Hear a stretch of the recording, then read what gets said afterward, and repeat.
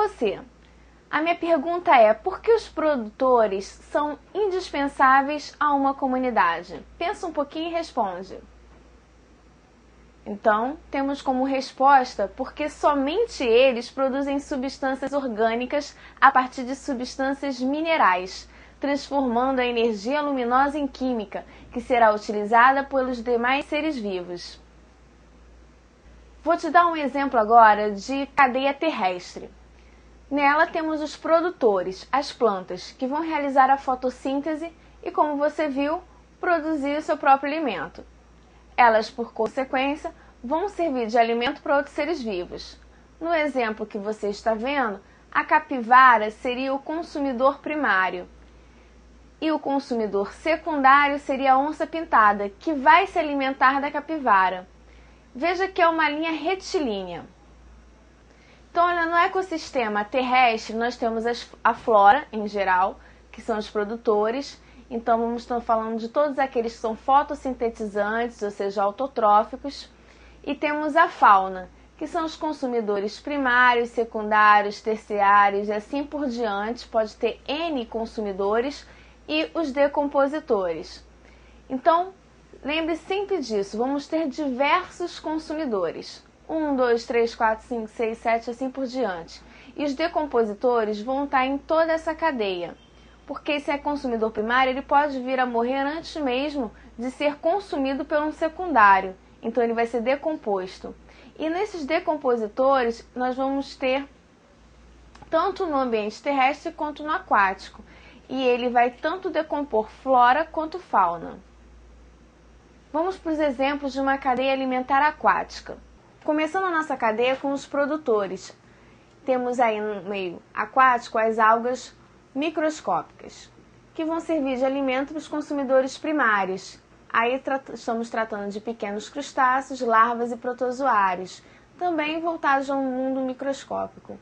Em seguida, consumidores secundários, pequenos peixes. Depois, consumidores terciários, peixes um pouco maiores, e assim os consumidores quaternários. Nesse caso, temos como exemplo o tubarão.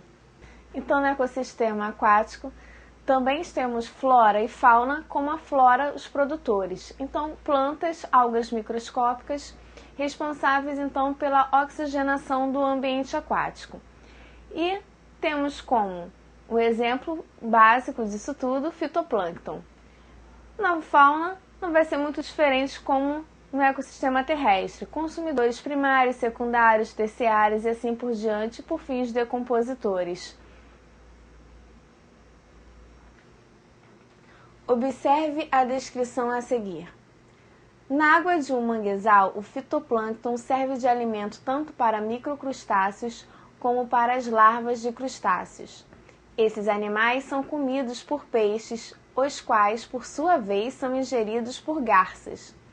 As folhas das árvores de mangue que caem na água são comidas por caranguejos, que são caçados por guaximins. Estes mamíferos são picados pelos insetos, que se alimentam de seu sangue. Pode-se concluir que, nessas relações tróficas do manguezal, letra A, os crustáceos são consumidores primários, letra B, os peixes são consumidores terciários, letra C, as garças são consumidores secundários, letra D, os guaximins são consumidores terciários, ou opção E, os insetos são consumidores quaternários.